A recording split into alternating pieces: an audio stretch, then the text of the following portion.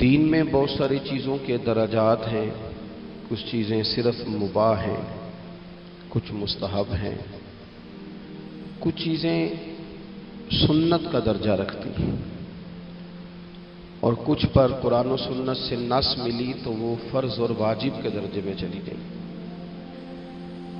اور کچھ چیزیں زیادہ اہمیت کی حامل تھیں تو ہمارے علماء نے تقسیم کرتے کرتے کہا کہ یہ ضروریات دین کا حصہ ہے۔ اگر اس مسئلے کو سمجھا نہیں جائے گا تو دین کی جو اساس اور بنیاد ہے وہی سمجھ میں نہیں آئے گی۔ کچھ چیزیں بڑے غور سے اور بڑے فہم سے اور بڑی بصیرت کے ساتھ اپنے دل میں بٹھانے والی ہوتی ہیں، ان کو کبھی بھی کسی رسمی تقریر کا یا رسمی جملے کا انداز نہیں سمجھنا چاہیے، انہیں یاد رکھ لینا چاہیے۔ کم و بیش ہر عالم، ہر محدث نبی کریم علیہ الصلوۃ والسلام کے فضائل بیان کرنے والے ہر شارع نے، ہر سیرت نگار نے، حضور کے فضائل لکھنے والے ہر امت کے مصنف نے اس کو نقل کیا۔ اسے اچھی طرح سے ہمیں اپنے ذہن میں بٹھانا چاہیے۔ وہ چیز کیا ہے؟ وہ چیز یہ ہے کہ نبی پاک علیہ الصلوۃ والسلام کی جو ذات گرامی ہے نا، وہ ہمارے ایمان کا مرکز و محور ہے۔ دین اسلام سارے کا سارا حضور کے گرد گرد گھومتا ہے۔ مرکز اور بنیاد نبی پاک کی ذات ہے۔ قرآن مجید اللہ کی کتاب ہے، لیکن ہمیں یہ قرآن بھی حضور ہی کے وسیلہ مبارکہ سے ملا ہے۔ دین اسلام کی روشن بین تعلیمات جو کچھ ہمیں نصیب ہوا ہے حضور کے وسیلہ پاک سے ملا۔ نبی پاک علیہ الصلوۃ والسلام کی جو مرکزیت ہے اسے کبھی بھی نہیں بھولنا چاہیے۔ معاشرے کے اندر ہمیشہ یہ ہوتا ہے کہ لوگ اپنی رائے کا اظہار کرنا چاہتے ہیں، اور اب جب سے آسانی ہوئی ہے ذرا رائے کا اظہار کرنے کی، تو بعض ایسے لوگ بھی رائے کا اظہار کرتے ہیں جن بیچاروں کی کوئی رائے ہی نہیں ہے، سرے سے کوئی کسی خاص نظریے کے لوگ ہی نہیں ہیں، پیچھے کوئی تسلسل ہی نہیں ہے۔ تو اس رائے کے اظہار میں لوگ کہہ دیتے ہیں کہ آپ سیدھا سیدھا نماز پڑھیں، سیدھا سیدھا تلاوت کریں، سیدھا سیدھا حقوق العباد ادا کریں، آپ مسجد جائیں، سچ بولیں، رزق حلال کھائیں۔ بھی یہ ساری باتیں ٹھیک ہیں، لیکن یہ تو ساری چیزیں شاخیں ہیں، جڑ تو کچھ اور ہے۔ اگر آپ ہر وقت درخت کے پتوں کی بات کریں، پھولوں کی بات کریں، سائے کی بات کریں، لیکن جڑ کی بات ہی نہ کریں تو وہ جڑ نہیں ہوگی تو وہ تو سارا درخت خشک ہو جائے گا، وہ تو کوئی پھل نہیں دے گا، کوئی سایہ نہیں دے گا، کوئی کسی قسم کی خوشبو نہیں بانٹے گا۔ دین اسلام کی جڑ اور بنیاد رسول پاک کی ذات گرامی ہے۔ اگر حضور سید عالم علیہ الصلوۃ والسلام کی اس مرکزی حیثیت کو امت سمجھ جاتی ہے تو پھر اسے باقی بھی سارا دین سمجھ میں آئے گا۔ لیکن اگر اس مرکزیت کے ہی لوگ قائل نہیں ہوتے، ہمارے ہاں لوگوں نے ایک مہم چلائی تیزی کے ساتھ، اور افراط و تفرید کے دور میں یہ ہوتا ہے کہ جب کوئی بندہ تھوڑی انوکھی بات کرتا ہے نا دوسروں سے ہٹ کے، تو لوگ بھی اس پر ذرا توجہ زیادہ کرتے ہیں۔ اس کا نقصان ہمیں یہ ہوا کہ ہمارے جوانوں کو جو خاص چیز سمجھنی چاہیے تھی، جس پر پورا فوکس کرنا چاہیے تھا، وہ اس سے دائیں بائیں ہٹنے لگے۔ حضور علیہ السلام کی ذات گرامی ایمان کا مرکز و محور ہے۔ رب فرماتا ہے فَلَا وَرَبِّكَ لَا يُؤْمِنُونَ حَتَّى يُحَكِّمُوكَ فِيمَا شَجَرَ بَيْنَهُمْ۔ اے محبوب مجھے تیرے رب کی قسم، یہ ذرا انداز بھی دیکھیں قرآن پاک کا، اے محبوب مجھے آپ کے رب کی قسم،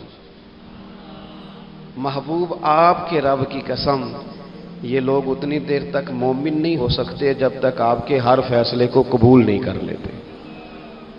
وہ جو مرکزی حیثیت ہے نا، آپ کبھی قرآن مجید کے اس جملے پر غور کریں نا، النبی اولی بالمؤمنین من انفسہم، یہ نبی مومنوں سے ان کی جانوں سے بھی زیادہ قریب ہیں۔ آپ ان جملوں کی لطافت کبھی محسوس کریں نا کہ حضور ہمارے اتنے قریب ہیں مومن ہونے کے بعد، حضور کا قرب ہمیں اتنا حاصل ہے کہ ہماری جان سے بھی حضور ہمارے زیادہ قریب ہیں۔ لیکن نا کچھ لوگ بڑے قریب ہوتے ہیں بندے کے، بندہ سارا کچھ چھوڑ سکتا ہے، ان کو نہیں چھوڑ سکتا۔ رب کریم نے ہمیں کہا ہے کسی دنیاوی دھوکے کا شکار نہ ہونا، تمہارے سب سے قریب محبوب پاک ہیں۔ ہر چیز چھوڑی جا سکتی ہے، رسول کریم کا دروازہ چھوڑا نہیں جا سکتا۔ اثاثہ قلب و جاں وہی ہے، وہ میرے اندر کی روشنی ہے، میرا تو سب کچھ میرا نبی ہے۔ نبی کریم علیہ الصلوۃ والسلام کی جو خاص مرکزی حیثیت ہے، اس پر پورا جب تک امت فوکس نہیں کرتی، اس کو سمجھ نہیں لیتی۔ کچھ چیزیں ایسی ہوتی ہیں جو بندے کے پاس ہوتی ہیں، لیکن اسے محسوسات ملانے کی ضرورت ہوتی ہے۔ ماں باپ سب کے پاس ہی ہوتے ہیں، لیکن احساس پیدا کرنے کی ضرورت ہے کہ میرا والد بیٹھا ہے، احساس پیدا کرنے کی حاجت ہے کہ میری ماں موجود۔ بچے سبھی کے پاس ہوتے ہیں، اسکول بھی سبھی لوگ ان کو بھیجتے ہیں، مدرسے کی تعلیم بھی دلوانے کی لوگ مقدور بھر کوشش کرتے ہیں۔ لوگ کوشش کرتے ہیں کہ ان کی ضروریات کی ساری چیزوں کا خیال کیا جائے، لیکن یہ احساس کہ میرا بچہ سوچتا کیا ہے، وہ چاہتا کیا ہے، مجھے اس کی تربیت کس طرح کرنی چاہیے، یہ غور کرنا کہ آج کل اس کے دل میں کون سے خیالات اٹھ رہے ہیں، اس کے ذہن کی سطح پر کون سے سوالات ابھرتے ہیں، ان چیزوں کا احساس کوئی کوئی کرتا ہے۔ میرے بھائی، رشتے سبھی کے پاس ہوتے ہیں، لیکن ان کی کشش، ان کا درد، ان کی کسک، وہ کسی نے کہا تھا کہ زندگی میں وہ بھی عجیب لمحہ تھا۔ ذرا اس بات کا درد دیکھیے گا کتنا گہرا ہے۔ کہنے لگے زندگی میں وہ بھی عجیب لمحہ تھا، وہ میرے ساتھ تھا پر میں تنہا تھا۔ کچھ لوگ ساتھ ہو کے بھی ساتھ نہیں ہوتے، رشتے ڈھیر سارے ہوتے ہیں پر انسان اپنے آپ کو تنہا محسوس کرتا ہے۔ دوستو، ہمارے پاس حضور نبی کریم علیہ السلام کا یہ رشتہ موجود ہے۔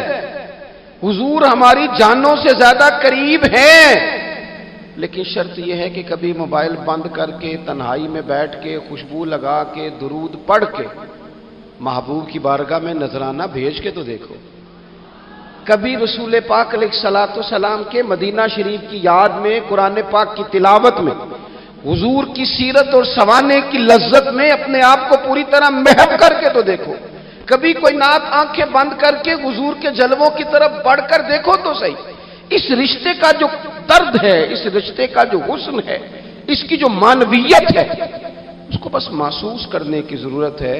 وہ کسی نے کہا تھا ہم نے تو دل میں سجا رکھی ہے تصویر یار، بس ذرا گردن جھکائی دیکھ لی، اپنے دل کے اندر محبوب کریم علیہ الصلوۃ والسلام کو بٹھا رکھا ہے۔ دیکھو، جن لوگوں میں یہ درد تھا نا، ابو داؤد شریف میں ایک حدیث ہے، بہت سارے لوگ ایسے ہیں جو کہتے ہیں کہ جناب ہم نے نا سارے ظاہری دلائل پر ہی فیصلہ کرنا ہے۔ کچھ فیصلے ضمیر کی آواز پر بھی ہوتے ہیں، کچھ فیصلے دل کی گواہیوں پر بھی ہوتے ہیں، کچھ فیصلے ایسے ہوتے ہیں جو کرنے پر روح بھی مجبور کرتی ہے، کچھ جگہیں ایسی ہوتی ہیں جہاں جسم نہیں جاتا پر عشق بندے کو گھسیٹ کر وہاں لے جاتا ہے۔ حیدر شاہ اس گلی کدے نہ رول دی، پر ہن تے میں رول دی میں رول گئی ہاں۔ کچھ جگہ پہ انسان کو جانا ہی پڑتا ہے۔ ایک صحابی حضرت خزیمہ رضی اللہ تعالیٰ، ابو داؤد شریف میں حدیث موجود ہے، نبی پاک علیہ الصلوۃ والسلام نے کہ یہودی سے گھوڑا خرید لیا، حضور نے فرمایا آ میرے ساتھ، میں تمہیں پیسے دیتا ہوں۔ اللہ کے محبوب تھوڑا آگے تشریف لے گئے، یہ ذرا تھوڑے فاصلے پہ پیچھے آ رہا تھا۔ راستے میں لوگوں نے اس کو کہا کہ تو نے تو سستا بیچ دیا ہے، گھوڑا تو مہنگا ہے، قیمت زیادہ لگا دی، یہ مکر گیا۔ محبوب کریم علیہ السلام نے پیسے تھمائے، پیسے لو، گھوڑا دو، کہنے لگا کون سا گھوڑا، میں نے تو بیچا ہی نہیں۔ اب جب سودا ہوا تھا گھوڑے کا تو حضور تھے یا وہ یہودی تھا، تیسرا شخص ہی کوئی نہیں تھا۔ کون سا گھوڑا، کیسا گھوڑا؟ اپنا حق چھوڑ دینا یہ بھی بعض اوقات بزدلی ہوتا ہے۔ نبی کریم علیہ السلام نے فرمایا بھائی تو کیسے مکر سکتا ہے جب تیرا میرا سودا طے ہوا ہے؟ جب ایک مخصوص رقم پر تو نے اسے بیچ دیا ہے تو مکر کیسے سکتا ہے؟ تو پیسے لے اور گھوڑا دے۔ اب جب تھوڑی سی بات تکرار میں آئی تو کچھ لوگ وہاں جمع ہو گئے، مسلمان، یہودی اور بھی کئی لوگ۔ وہ یہودی کہنے لگا جی آپ اس طرح کریں، ایک گواہ دے دے، میں زیادہ نہیں مانگتا، ایک دے دے، ایک بندہ کہہ دے کہ یہ گھوڑا میں نے بیچا ہے اور آپ نے خریدا ہے تو میں آپ کے حوالے کر دوں گا. وہاں بندہ کوئی دوسرا موجود ہی نہیں تھا تو گواہ کسے پیش کیا جائے؟ حضرت خزیمہ رضی اللہ تعالیٰ عنہ نبی کریم کے صحابی ہیں. فوراً بولے، وہ بھی لوگوں کی باتیں سن کے وہاں آئے تھے، فوراً بولے، کہنے لگے یا رسول اللہ میں دیتا ہوں گواہی. دوڑ کے آگے آئے، کہنے لگے جی میں گواہی دیتا ہوں کہ آپ نے گھوڑا خریدا ہے، یہودی نے بیچا ہے. اب اس نے کہا تھا ایک بندہ کہہ دے تو میں دے دوں گا. اس کی شرط پوری ہو گئی. حضور نے پیسے اس کے ہاتھ میں دیے، اس نے گھوڑا محبوب کے دستے مبارک میں لگام تھمائی، حضور تشریف لے گئے، غلام کو دیا، گھوڑا گھر چلا گیا. نبی کریم نے حضرت خزیمہ سے کہا خزیمہ ایک بات تو بتا، تو تھا ہی نہیں اور تو نے بن دیکھے گواہی کیسے دے دی؟ تو حضرت خزیمہ رضی اللہ تعالیٰ عنہ کہنے لگے یا رسول اللہ یہ تو زمین کی خبر ہے نا، میں نے تو آسمان کی چیزیں بھی نہیں دیکھی، آپ نے کہا ہے تو میں مان گیا ہوں. تو میں تو آسمانی خبریں مان گیا، میں تو جنت آپ کے کہنے پہ مان گیا، میں تو دوزخ آپ کے کہنے پہ مان گیا، میں تو فرشتے آپ کے کہنے پہ مان گیا، میں تو قیامت کی ساری باتیں آپ کے کہنے پہ مان گیا. وہ بتا رہے ہیں، گویا وہ سمجھا رہے ہیں یا رسول اللہ میں نے تو رب بھی نہیں دیکھا، تو آپ کے کہنے پر مان گیا. اور جب اتنی ساری چیزیں آپ کے کہنے پہ مان گیا ہوں تو گھوڑا تو چیز ہی کوئی نہیں. اب دیکھیں حضور کا تبصرہ یہاں کیا ہے. انہوں نے ایمان کا مرکز و محور ذات مصطفیٰ کو سمجھا. ان کو سمجھ آئی کہ کل کائنات حضور کی ذات ہے. اب حضور سید عالم علیہ السلام نے اس بات کو سن کر اعلان کیا فرمایا؟ حضور فرمانے لگے لوگوں جہاں بھی شرعی گواہی کی ضرورت ہو نہ دو گواہ چاہیے ہوتے ہیں، لیکن جہاں میرا یہ خزیمہ موجود ہو ایک کی گواہی دو کے برابر شمار کی جائے گی. اتنا بڑا اعزاز، نظریاتی طور پر اتنی زیادہ پختگی. جب تک اپنے ایمان کا مرکز اور محور ذات مصطفیٰ کو نہیں سمجھا جاتا. ایک اور بھی بات عرض کروں، کئی کام ہوتے ہیں، وہ کام تو ہوتے ہیں پر خشک بڑے ہوتے ہیں. کچھ ڈیوٹیاں تو ہوتی ہیں لیکن وہ ڈیوٹیاں تھکا بڑا دیتی ہیں. کچھ سفر تو ہوتے ہیں پر وہ سفر پورے وجود کو توڑ پھوڑ کے رکھ دیتے ہیں. لیکن کچھ کام ایسے ہوتے ہیں جو بندہ بڑے ذوق سے کرتا ہے. کچھ ڈیوٹیاں ایسی ہوتی ہیں کہ بندہ کہتا ہے کبھی 2 گھنٹے اور کرنی پڑ جائے نا. کچھ سفر ایسے ہوتے ہیں کہ جس میں بندے کا دل کرتا ہے یا اللہ یہ سفر کبھی روز ملے نا. چلے نہیں سمجھ آتی تو ایک سادی سی کسی شاعر نے بات کی ہے. اس نے کہا ہے کہ دنیا دیا سفراں تو بندہ تھک بھی تو جاندا ہے نا، پر سفر مدینے دا ہر وار ہی بڑا سونا. کچھ سفر تھکاتے نہیں نا، اکتاہٹ نہیں ہوتی. کچھ چیزیں انسان ذوق سے کرتا ہے. اس کی طبیعت اگر نبی پاک علیہ السلام کی ذات کے ساتھ دل کی قلبی وابستگی ہو جائے، دین کا کام تھکاوٹ پیدا نہیں کرتا. مسجد کی حاضری بوجھ نہیں بنتی. انسان کے لیے کوئی بھی خیر کا کام کرنا مشکل نہیں ہوتا. اس کا وجود ڈھل سا جاتا ہے. اس کی طبیعت اس طرح کی ہو جاتی ہے کہ جیسے سارے نور سے ہو کر آ گئے. شرط یہ ہے کہ کامل محبت ہو. آج کل ڈھیروں لوگوں کو دعویٰ ہے حضور کی محبت کا، ڈھیروں لوگوں کو، اور بالکل ٹھیک ہے ہونا بھی چاہیے. لیکن اپنے آپ سے پوچھ لینا چاہیے اچھی طرح سے. ہمیں اچھی طرح سے غور کر لینا چاہیے کہ شہرت زیادہ پیاری ہے کہ حضور؟ یہ ہمیں غور کرنا چاہیے. ہمیں غور کر لینا چاہیے کہ دولت زیادہ پیاری ہے کہ نبی پاک علیہ السلام کی ذات؟ ہمیں غور کرنا چاہیے کہ برادری اور قبیلے کی رسمیں زیادہ پیاری ہیں یا حضور کے دین کی بات زیادہ پیاری ہے؟ ہمیں پہلے غور کر اپنی ترجیحات کا تعین کرنا چاہیے. اور پھر ہمیں اپنے دل سے یہ بھی پوچھنا چاہیے کہ تیرا فلاں دوست سے ملنے کو تو بار بار دل کرتا ہے، اہل خانہ کو، گھر والوں کو ملنے کو تو تیرا بار بار جی چاہتا ہے، کیا تیرے دل میں کبھی بیٹھے بیٹھے تڑپ اٹھتی ہے؟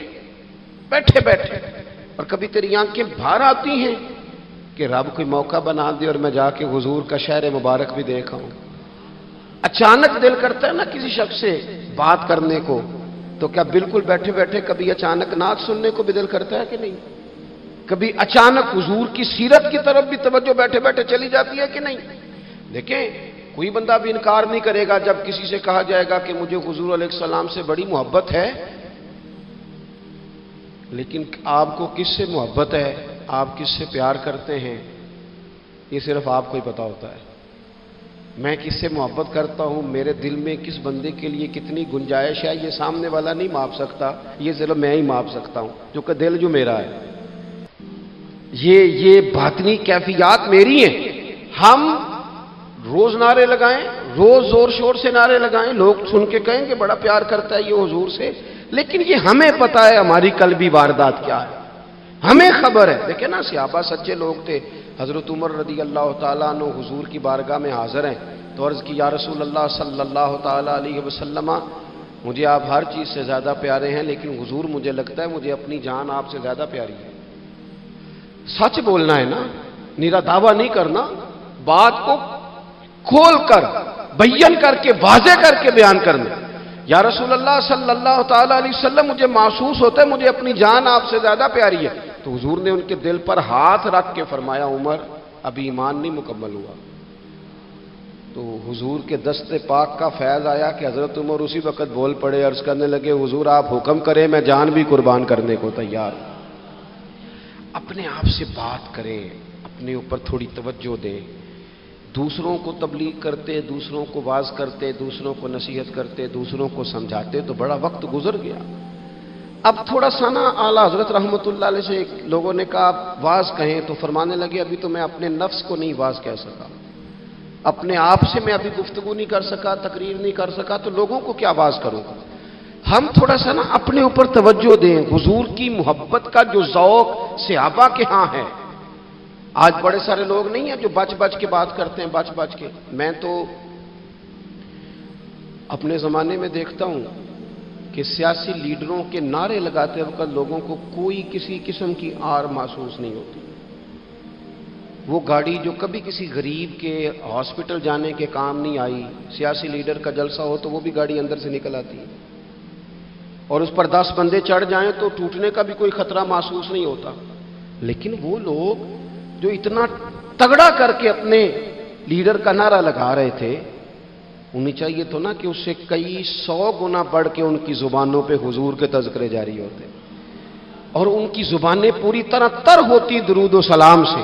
لیکن آپ دیکھ لیں ہم اپنی اپنی فیلڈ میں، اپنے اپنے معاملات میں کتنے زیادہ مضبوط ہیں اور کتنے زیادہ آگے ہیں، لیکن ذات رسالت معاب کے معاملے میں ہمیں وہ جوش، وہ محبت جس کا ہم اظہار کرتے ہیں، ہمیں اسے کیفیات میں لانا چاہیے۔ اور کچھ لوگ ایسے بھی ہیں جو اس معاملے میں بھی بڑے سنجیدہ ہو کے رہنا پسند کرتے ہیں۔ وہ کہتے ہیں نہیں جی نہیں، اب میں جلوس میں جاؤں، اور میں حیران ہوتا ہوں جو قوم روز کوئی نہ کوئی جلوس نکالتی ہے، وہ نبی پاک کا جلوس آتا ہے تو وہ شرعی دلائل پوچھنے شروع کر دیتی ہے کہ بھئی اس پر کوئی دلیل ہے؟ تو میں نے کہا یہ جو روز نکلتے ہیں ان پر دلیلیں ہیں؟ کبھی کسی نے سوال نہیں کیا، کبھی کسی شخص نے کوئی بات نہیں کی، اور یہاں لوگ دلائل کی دنیا میں اتر آتے ہیں۔ وارفتگی، شوق، حضور کی جو مرکزی حیثیت ہے دین میں، نبی پاک کے ساتھ قلبی رشتہ، مضبوط وارفتگی۔ عروہ بن مسعود ثقفی کفر کی طرف سے نا سفیر بن کے آئے تھے حدیبیہ میں۔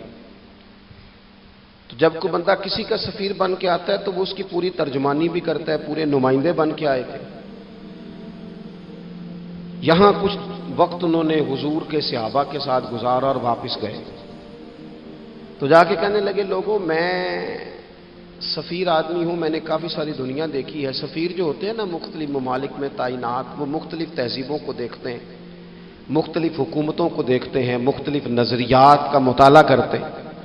کہنے لگے میں مختلف قسم کے لوگوں کو دیکھ کے آیا ہوں، کیسر و کسریٰ کے بڑے بڑے دربار میں نے دیکھے، اور عرب کے اندر کچھ ایسے لوگ بھی تھے اس دنیا میں کہ جو اپنے آپ کو سجدہ کرواتے تھے، معاذ اللہ۔ کہا میں نے بڑے بڑے دربار دیکھے ہیں، لیکن میں عجیب رنگ دیکھ کے آیا ہوں رسول پاک کے غلاموں کا حضور کے ساتھ۔ یعنی حضور سجدہ کرنے سے منع کرتے ہیں، لباس سادہ پہنتے ہیں، کوئی بڑا تخت نہیں لگاتے، کوئی بڑا نبی پاک محل نہیں بناتے، حضور زمین پر تشریف فرما ہیں وہیں وضو کرتے ہیں، اور کسی کو حضور رغبت بھی نہیں دیتے یہ کام کرنے کی۔ لیکن باوجود اس کے جو وہاں کیفیت عروہ بن مسعود نے دیکھی وہ صحیح بخاری میں موجود ہے۔ کہنے لگے میں عجیب نظارہ دیکھ کے آیا ہوں کہ حضور بلغم شریف اپنے ناک سے نکالتے ہیں۔ بلغم، بلغم ماں بڑا پیار کرتی ہے نا بچے سے، تو اس کی ناک سے یا گلے سے کبھی بلغم نکل آئے تو اماں نا ایسے ایسے ادھر منہ کر کے پھینکتی ہے، ایسے کر کے پھینکتی ہے، کبھی نکالنی بھی پڑ جائے۔ صحیح کہہ رہا ہوں میں؟ لیکن یہ دیکھیں، اور یہ ان لوگوں کی بات ہے جو عام لوگ نہیں، یہ عروا جمیع صحابہ کی بات کر رہے ہیں۔ اور یہ بندے کون ہیں؟ حضرت ابو بکر صدیق جیسے سمجھدار لوگ، حضرت عمر جیسے لاکھوں مربع میل کی حکومتیں چلانے والے لوگ، حضرت عثمان غنی کی طرح کے لوگ جو جس کاروبار میں بھی ہاتھ ڈالتے ہیں چار چاند لگا دیتے ہیں، حضرت مولا علی شیر خدا جیسے علم و حکمت اور دانائی والے لوگ، یہ کیا کرتے ہیں؟ عروہ کہنے لگے کہ نبی پاک کے ناک مبارک سے بلغم نکلتی ہے تو اپنے چہروں پہ مل لیتے ہیں یار، اور یہ صحیح بخاری میں موجود ہے، وہ اپنے جسموں پہ ملتے ہیں۔ اور کہنے لگے جب وہ وضو کرتے ہیں نا حضور، تو وہ جو وضو کا بچا ہوا پانی ہے اس کے لیے ان کے جذبات اس طرح کے ہیں کہ لگتا ہے وہ لڑ پڑیں گے آپس میں، وہ لڑیں گے کہ یہ قطرہ مجھے چاہیے، یہ حضور کے مقدس جسم سے لگا ہوا ہے۔ اور میرے امام کو تو پھر بات کہنی آتی ہے نا، اعلیٰ حضرت فرماتے ہیں جو حضور کے قدموں سے لگ کے دھومن بن جائے نا وہ تو آب حیات ہوتا ہے، وہ پی لینے والے تو مرتے ہی نہیں، مرتے ہی نہیں، وہ لوگ تو باطنی طور پر ہمیشہ زندہ رہتے ہیں۔ کہتے ہیں جس کے قدموں کا دھوون ہے آب حیات ہے وہ جانے مسیحا ہمارا نبی، اور جس کی دو بوند ہیں کوثر و سلسبیل ہے وہ رحمت کا دریا ہمارا نبی۔ عروہ کہنے لگا وہ تو لڑ پڑیں گے۔ اور تیسرا عروہ کہنے لگا میں نے عجیب منظر وہاں دیکھا ہے کہ حضور کوئی حکم کرتے ہیں تو ہر بندہ پہل کرتا ہے، جلدی کرتا ہے حکم ماننے، تیزی دکھاتا ہے۔ اور تیسرا میں نے یہ دیکھا ہے جب حضور گفتگو کرتے ہیں تو ان پر اس طرح کا روب طاری ہوتا ہے کہ وہ تو نظر بھر کے حضور کا چہرہ بھی نہیں دیکھتے۔ کہنے لگا یہ کیفیات میں ان لوگوں کی دیکھ کے آیا ہوں جو اپنے حبیب سے اتنی محبت کرتے ہیں، وہ کبھی بھی حضور کے دین کا جھنڈا نیچے نہیں آنے دیں گے، وہ کبھی بھی کسی کفر کی نفاق کی سازش کو آگے نہیں بڑھنے دیں گے۔ تو کافر تو کل بھی اس بات کا اظہار کر رہا تھا کہ ہمیں جو ڈر لگتا ہے مسلمانوں سے وہ اس بات سے لگتا ہے یہ اپنے نبی کے ساتھ بڑے جڑے ہوئے، ان کا رشتہ حضور کے ساتھ بڑا مضبوط، اور امت سوال جواب کر رہی ہے، امت ترازو لے کے بیٹھی ہے کہ اتنا علم تھا معاذ اللہ اور اتنا نہیں تھا، یہ کر سکتے تھے اور یہ نہیں کر سکتے، ان کو یہ کہنا چاہیے اور یہ نہیں کہنا چاہیے۔ بھئی یہ تو ہمارے بزرگ پرانا فیصلہ کر گئے، وہ کہتے ہیں بعد از خدا بزرگ توئی قصہ مختصر، اور حضور رب کے بعد سب سے بڑے ہیں، یہی مختصر قصہ ہے۔ تو حضور سید عالم کے ساتھ جو قلبی وابستگی ہے، نبی کریم علیہ السلام نا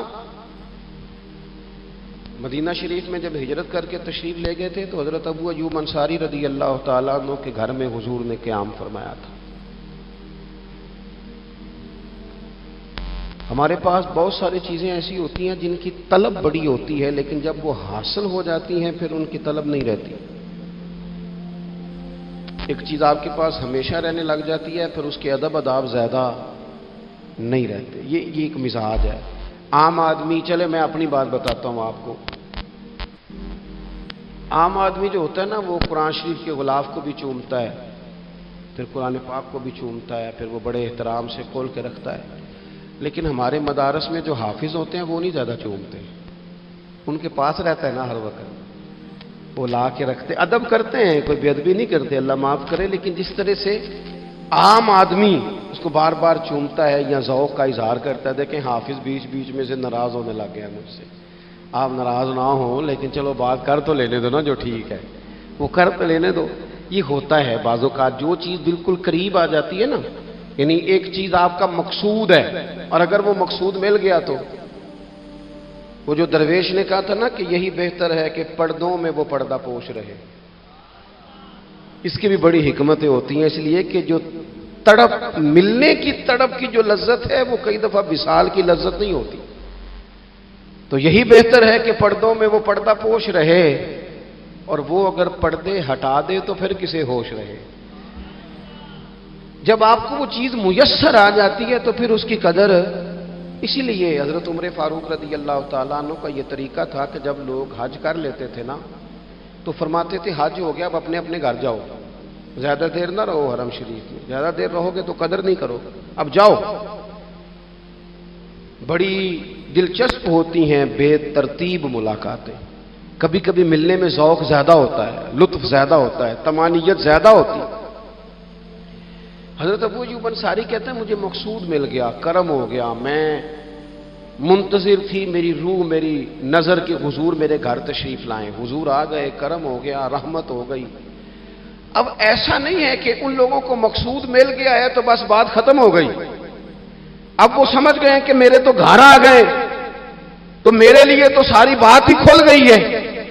ان کی ادبی معرفت کا یہ عالم تھا اور نبی پاک کے ساتھ ان کی وابستگی کا یہ حال تھا کہ کہتے ہیں میں نے نا، میرے گھر کی 2 منزلیں تھیں، میں نے نچلی والی منزل حضور کے لیے چھوڑ دی تاکہ نبی کریم صلی اللہ تعالی علیہ وسلم کے زیارت کے لیے لوگوں نے آنے جانا ہے تو لوگوں کے لیے آسانی رہے. فرماتے ہیں نیچے حضور آرام فرما ہیں اور میں اوپر والی منزل پہ تھا، جا کے چارپائی پہ لیٹ گیا. یہ مسلم شریف میں آپ کو ملے گا، اس کی اصل ملے گی آپ کو. فرماتے ہیں میں آرام سے جا کے چھت پہ لیٹ گیا.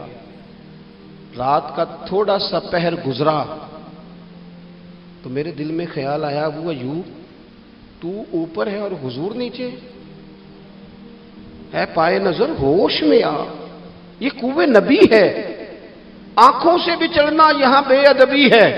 اور امام فرماتے ہیں حرم کی زمین اور قدم رکھ کے چلنا، ارے سر کا موقع ہے او جانے والے.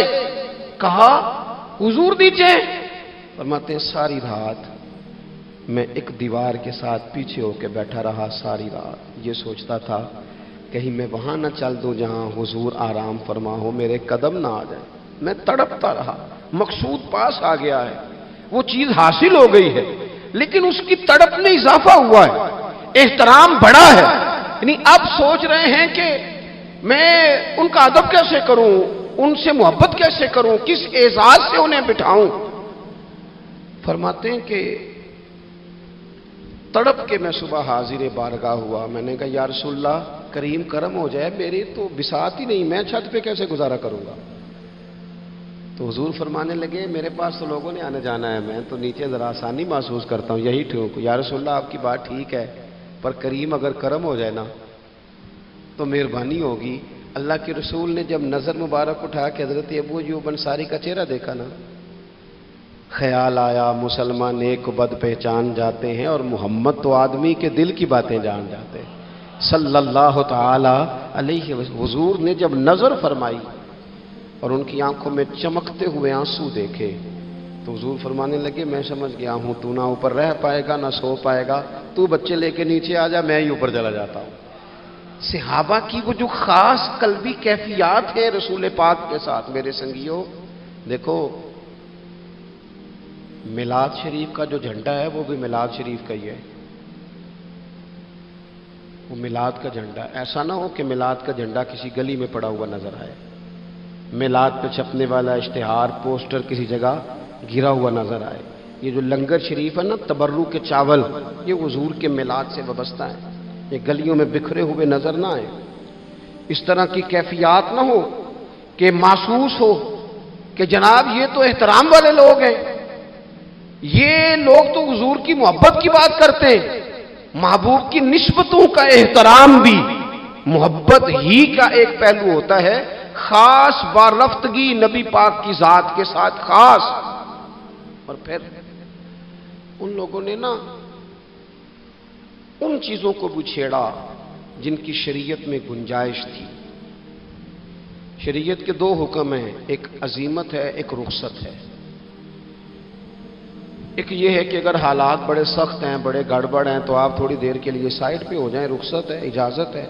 اور ایک یہ ہے کہ آپ ڈٹ جائیں نا حالات کے سامنے، پھر اللہ مددگار ہے. ایک یہ ہے کہ گنجائش ہے، گنجائش ہے، اور ایک یہ ہے کہ دل نہیں میرا مانتا، میں گنجائش کا کیا کروں، میری طبیعت نہیں مانتی. چلیں ایک بات اور کھول دیتے. ایک ہوتا ہے حکم، ایک ہوتی ہے رضا. ان دونوں میں فرق ہوتا ہے. وہ جی میں نے حضرت صاحب سے کہا جی مجھے اجازت ہے میں جاؤں، انہوں نے کہا جاؤ میں چھٹی لے کے آیا ہوں. بھائی آپ نے چھٹی مانگی تھی، حضرت نے دے دی، استاد جی نے دے دی، یہ تو حکم ہے. لیکن تمہیں بھانپنا چاہیے تھا نا ان کی مرضی کیا ہے، ان کی رضا کیا ہے. رضا تو اس طرح کی ہوتی ہے کہ مکتب عشق کا دستور نرالا دیکھا، اس کو چھٹی نہ ملی جس نے سبق یاد کیا۔ میرا ایک دیہاتی ماحول سے تعلق ہے۔ ہمارے سرکاری اسکولوں میں نا ایک مانیٹر بنا دیتے تھے، جو بچہ لائق ہوتا تھا نا وہ وہ مانیٹر بن جاتا تھا، حالانکہ لائق ہوتا تھا، سیاںا ہوتا تھا، لیکن مانیٹر بن کے نا اس کی ذمہ داری بڑھ جاتی تھی، پھر اس کو کنجیاں ہی مل جاتی تھی، اسی نے سب سے پہلے آنا ہے، اس نے سب سے بعد میں جانا ہے، ہر چیز اس کے سپرد۔ پیار جو زیادہ کریں ان کی ذمہ داریاں بھی زیادہ ہوتی ہیں۔ یہ کیا بات ہوئی کہ میری محبت زیادہ ہے تو میں مسجد میں غیر حاضر ہوں، میں حضور کا میلاد شریف زیادہ مناتا ہوں تو میں نے سنت شریعت کو اپنایا ہی نہیں۔ محبت مجھے حضور سے زیادہ ہے، لیکن حضور نے جو حقوق العباد ادا کرنے کا سبق پڑھایا ہے اس پر میری توجہ ہی نہیں۔ بھئی اگر آپ کا پیار زیادہ ہے تو پھر آپ کی ذمہ داری بھی زیادہ ہے، پھر آپ کو زیادہ حساس ہونا چاہیے۔ نبی کریم صلی اللہ تعالی علیہ وسلم نے ایک قانون دیا ہے کہ لا یکلف اللہ نفسا الا وسعها۔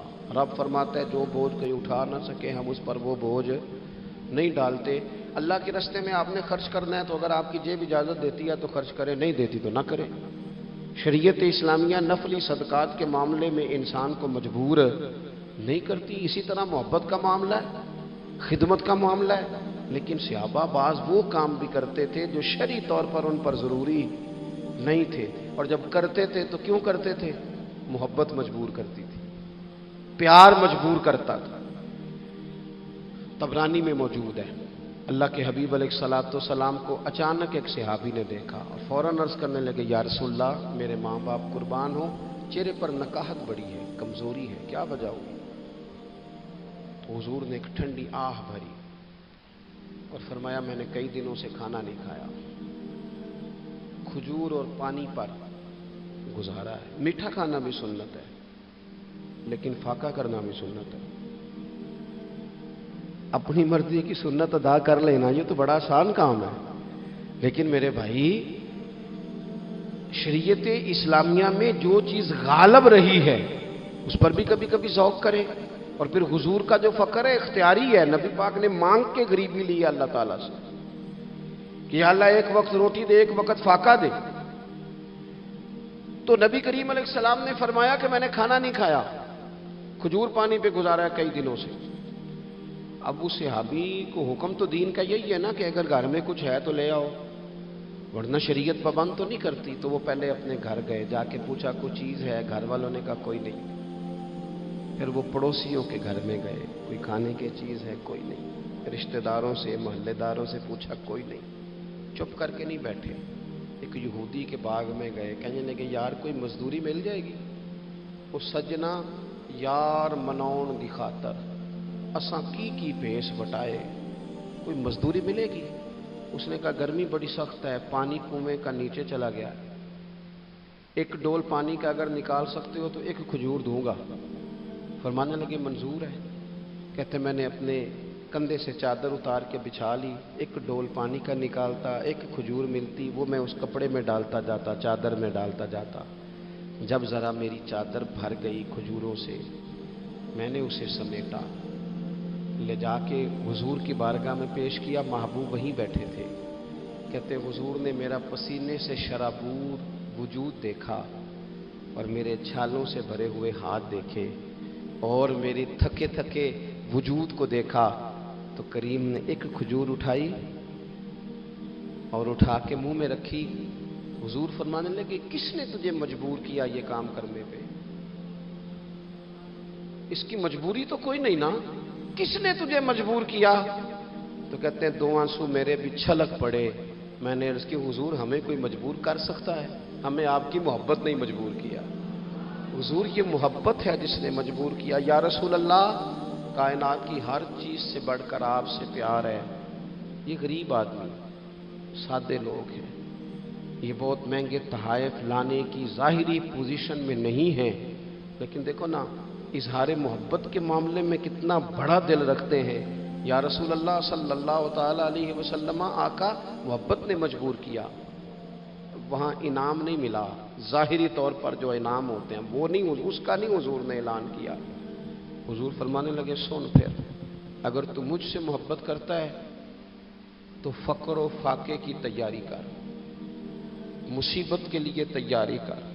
اگر جو مجھ سے محبت کرتا ہے اس کی طرف تو مصیبتیں دوڑ کے آیا کرتی, پھر تو تیاری رکھ, پھر تو سہنا سیکھ, پھر دل بڑا کر, کشادہ کر, پھر دیکھ تجھے آزمائشیں آئیں گی, زخم پہ زخم کھا کے جی, خونے جگر کے گھونٹ پی, آہ نہ کر اب لبوں کو سی, یہ عشق ہے کوئی دل لگی نہیں. یہ کوئی ایسی تھوڑی ہے کہ تیری دل لگی تھی اور تو دو باتیں کر سن کے تو چلا گیا. یہ عشق ہے کوئی دل لگی نہیں. تو حضور کو جس انداز میں صحابہ نے چاہا, جس طرح انہوں نے نبی پاک سے محبت کی, اپنی ساری توجہات کا مرکز ذات رسالت کو بنایا, حضور کی رضا کو ہر معاملے میں مقدم جانا, ہماری ذمہ داریاں ہیں کہ ہم بھی اپنے محبوب کے لیے اپنے جذبات کو کشادہ کریں, اپنے دل میں وہ ساری باتیں پیدا کریں جس کی بنیاد پر ہمارا بھی ایمانی رشتہ نبی کریم سے مضبوط ہو سکے. بات ختم کرنے لگا ہوں. دیکھو, جس کو حضور سے پیار ہوگا نا, اسے نبی پاک کے صحابہ سے بھی پیار ہوگا, اور جسے حضور سے محبت ہے اسے اولاد رسول سے بھی محبت ہے, اور جسے حضور سے محبت ہے اسے امت رسول سے بھی محبت ہے. میں اور آپ بڑے آرام سے اپنے اپنے گھروں میں بیٹھے, لیکن 2 مہینے ہونے کو ہیں, سیلاب والے اپنی بیٹیاں لے کے جھونپڑیوں میں بیٹھے سڑکوں میں. 4 دن خبریں زیادہ تھیں اخبارات میں, تو ہمیں بھی تھوڑا احساس زیادہ تھا, کیونکہ اب خبریں مدھم ہو گئی ہیں تو ہماری طبیعتیں بھی مدھم ہو گئی ہیں. ہم تو چلتے ہیں کہ آج کل ٹرینڈ کیا ہے, وائرل کیا چیز ہے, اس کے مطابق ہم بھی اپنا ٹرینڈ چینج کر لیتے ہیں. میں مسافر ہوں, بڑے سفر کرتا ہوں روز, تو بہت سارے لوگ محبت سے کہتے ہیں آج ہمارے ہاں رہ جائیں, تو میں ان سے کہتا ہوں یار جو نیند اپنے بیڈ پہ آتی ہے وہ کسی اور جگہ نہیں آتی. گھر ہی جانے دو, گھر ہی بندہ آرام سے سکون سے سو سکتا ہے.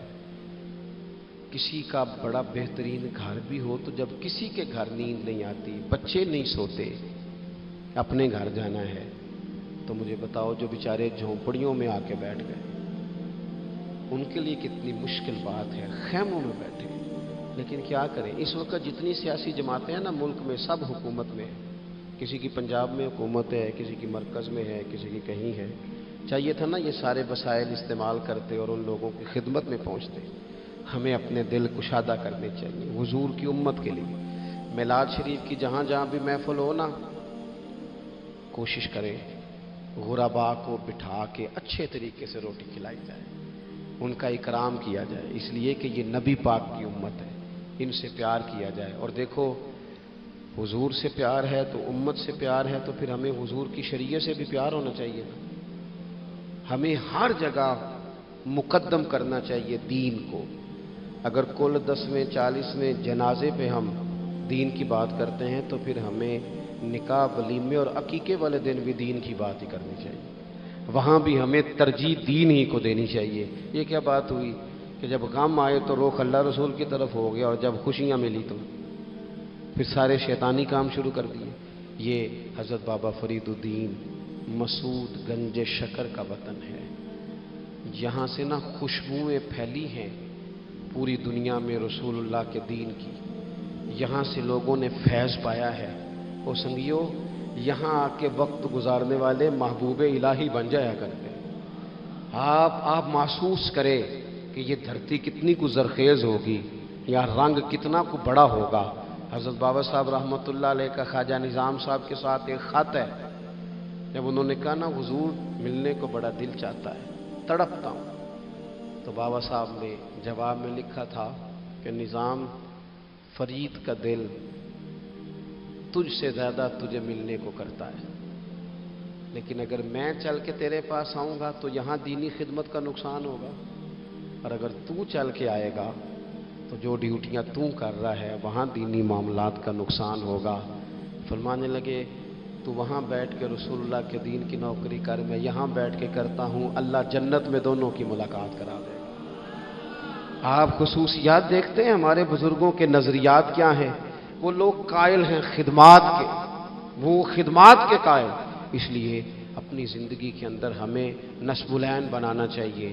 آج اس جگہ بیٹھ کر حضور کی محفل پاک سجا کر ہمیں اس بات کا تہیہ کرنا چاہیے کہ ہم حضور سے بھی پیار کرتے ہیں، حضور کی امت سے بھی پیار کرتے ہیں، صحابہ سے بھی پیار کرتے ہیں، اولاد رسول سے بھی پیار کرتے ہیں، نبی پاک پر آنے والی کتاب سے بھی پیار کرتے ہیں، اور رسول پاک علیہ السلام نے جس سے پیار کیا ہم ان سب سے بھی پیار کرتے ہیں، اور حضور نے جس محنت کے ساتھ دین کی تعلیمات ہم تک پہنچائی ہیں ہم ان تعلیمات کو بھی دل و جان سے چاہتے ہیں۔ اللہ تعالیٰ میری اور آپ کی حاضری قبول فرمائے۔ کافر اسی پچ ہو گیا، پھر تسبیح مصلی کی کرنا، اساں ظاہر نو رب منیائے، باطن دا اللہ کی کرنا، اساں ظاہر نو رب منیائے، باطن دا اللہ کی کرنا۔